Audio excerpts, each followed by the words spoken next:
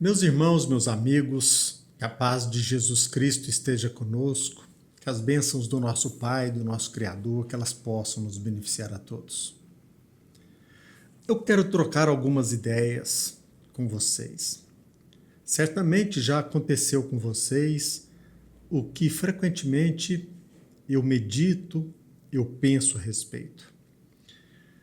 Num determinado momento, quando nós estamos na rédea, com a responsabilidade, na guarda pela vida de uma pessoa, pela educação de uma criança, no desempenho de uma tarefa, seja ela de motorista, de zelador, de vigilante.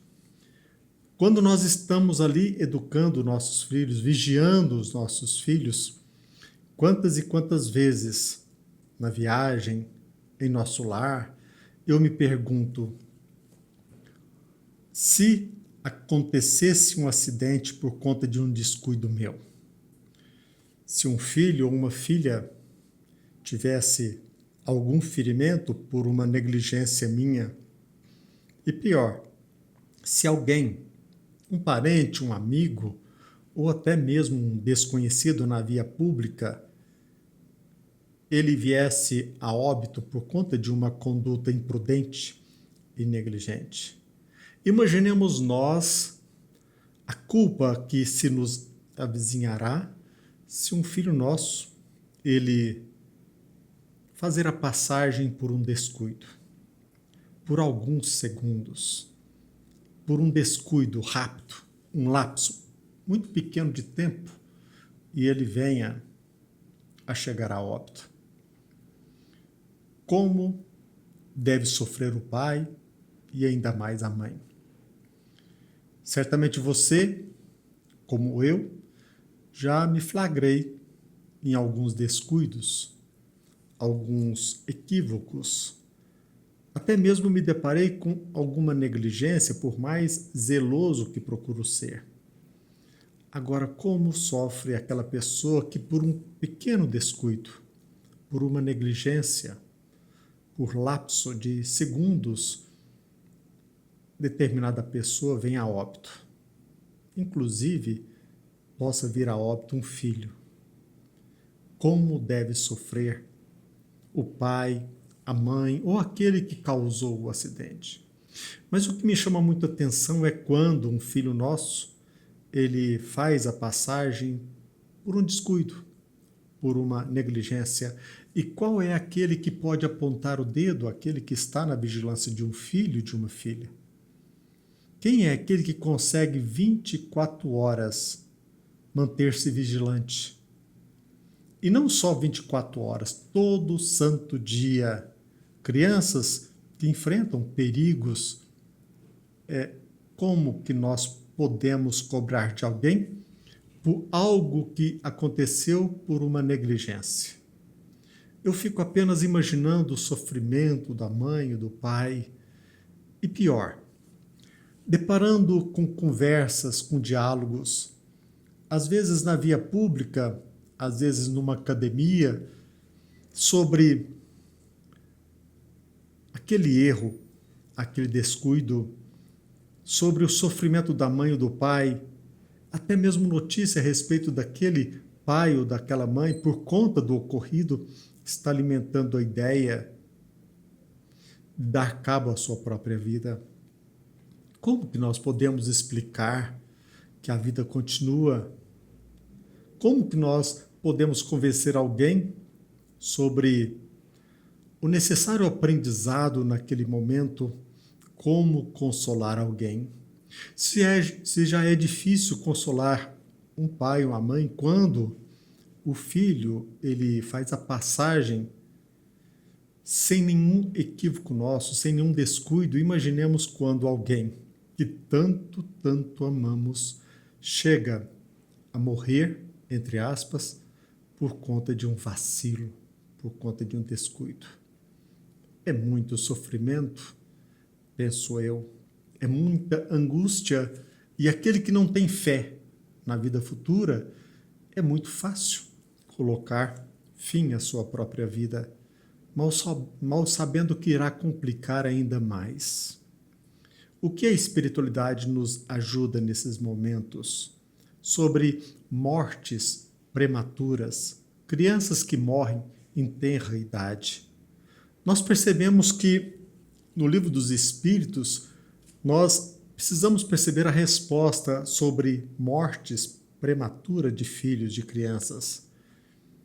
E ali existe, na questão 347, algo que talvez possa nos ajudar, contribuir para a nossa meditação, para que nós possamos cada vez mais tentar nos enriquecer, para que possamos ajudar o outro e também ter forças para enfrentar um momento tão difícil.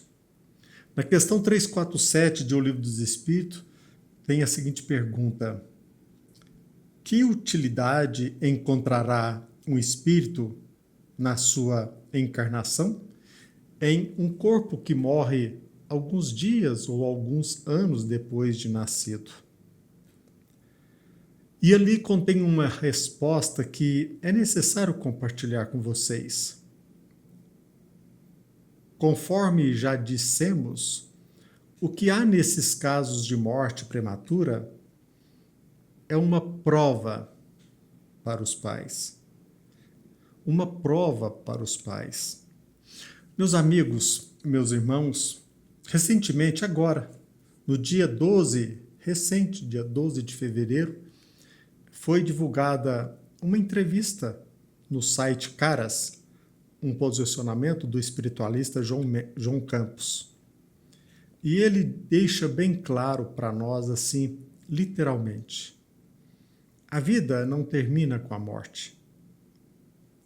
Este início, para mim, já é de vital importância. Nós precisamos fomentar em nossa sociedade, chamar a atenção de todo e qualquer amigo, vizinho, até mesmo desconhecido, se nos apresentar uma ocasião, de deixar bem claro que a vida não termina com a morte. Nós não matamos por um descuido, por um deslize, aquele companheiro, aquele amigo, aquele filho, a esposa, o marido. A vida não termina com a morte. E ele continua dizendo, o vidente João Mendes: cada alma tem um propósito ao vir para este plano. Cada alma tem um propósito para vir a este plano. Algumas estão aqui para um aprendizado breve, mas intenso. Para os pais, estas almas trazem um chamado de transformação, um chamado de evolução e, em muitos casos, um resgate espiritual de vidas passadas. E ele ainda explicou que existem motivos do plano espiritual para a morte prematura dos bebês. Ele disse literalmente: muitas almas não vêm para permanecer. Elas encarnam rapidamente e partem, porque sua missão é despertar sentimentos profundos nos pais. Quem sabe este triste evento, este ocorrido, não é uma ponte para que nós possamos despertar e compreender que a vida continua, que nós não morremos, apenas nós mudamos de plano. A nossa existência, para todos, tem uma missão: é despertar sentimentos profundos para que nós possamos perceber a importância dos nossos sentimentos. Eu sei que essas palavras, elas, apesar de bem intencionadas, não encontrarão guarida no coração de um pai ou de uma mãe, sobretudo de uma mãe que está sofrendo. Mas, cedo ou tarde, nós precisamos perceber que nós estamos aqui para aproveitar a nossa existência.